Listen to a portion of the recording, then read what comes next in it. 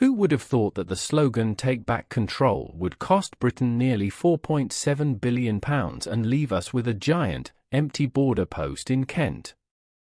Brexit was supposed to be about freedom, sovereignty, and opportunity. But nearly a decade later, what we're left with is bureaucracy, broken promises, and an economy limping under the weight of political fantasies. And now, Keir Starmer is finally taking a first step to reset the relationship with the EU, a step the Tories are calling betrayal. But let's be honest, they lit the fire in the first place. Did you know that over 95% of our viewers aren't subscribed to the channel? We totally get it. Life gets busy and sometimes it's easy to forget. But here's the thing, subscribing is completely free, and it really helps us keep creating the content you enjoy. So why not hit that subscribe button and join our community? It only takes a second, but it makes a world of difference to us.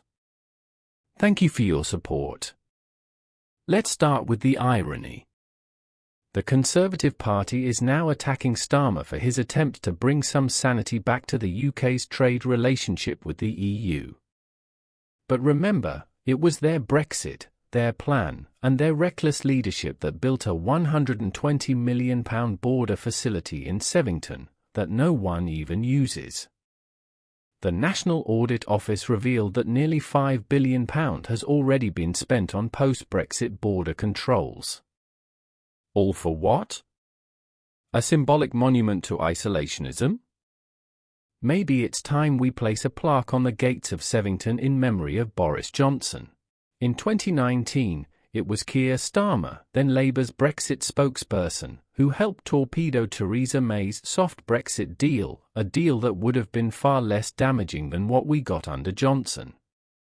Starmer, aligned with Corbyn at the time, voted against that compromise. That decision didn't just open the door to hard Brexit, it slammed it shut on any chance of moderation or unity. The truth is, both major parties helped orchestrate one of the greatest acts of self-sabotage in modern British history. And what's the result? All credible estimates now agree, Brexit has made Britain poorer. Slower growth. Weaker public services. Lost investment. And trade deals with Australia and India that barely move the needle in comparison to what we had with the EU. Even musicians can't tour. British orchestras are cancelling performances in Europe because of red tape. Farmers are struggling. University exchanges have collapsed. This isn't sovereignty, this is self-isolation. And while Nigel Farage rants about betrayal, he quietly slipped through an EU e-gate for a holiday in France this week. The man who raged against freedom of movement couldn't resist using it himself. And here's where it gets interesting. The public mood is changing fast. A majority of Britons now believe Brexit was a mistake, according to recent polls. Just 3 in 10 still think it was the right decision. Even those who wanted tighter immigration controls are realizing something important. Legal, skilled migration hasn't stopped. In fact, most of Britain's current immigrants are arriving through official government-sponsored visas for work and study. Brexit didn't solve immigration, it just added chaos. Meanwhile, Europe's own internal borders are tightening as immigration rises across the continent. The issue was never just about Brussels, it was always about managing modern global realities. Alone, Britain looks weaker, not stronger.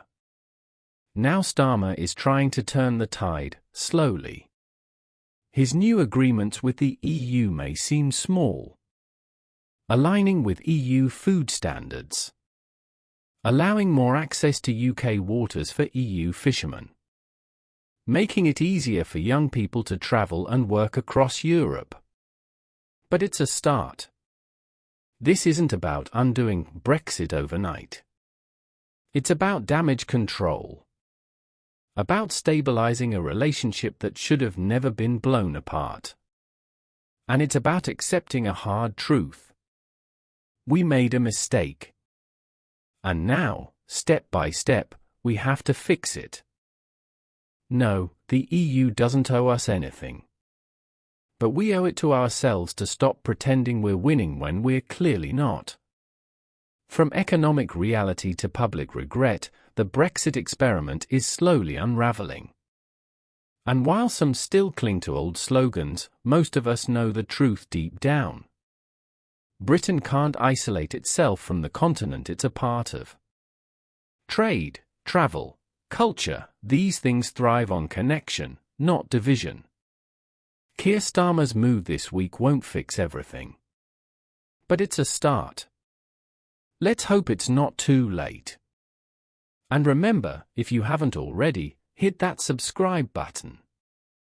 We're building a community of critical thinkers, and your support means everything. We'll keep bringing you smart, honest, and compelling coverage of the issues that shape our world. Thanks for watching.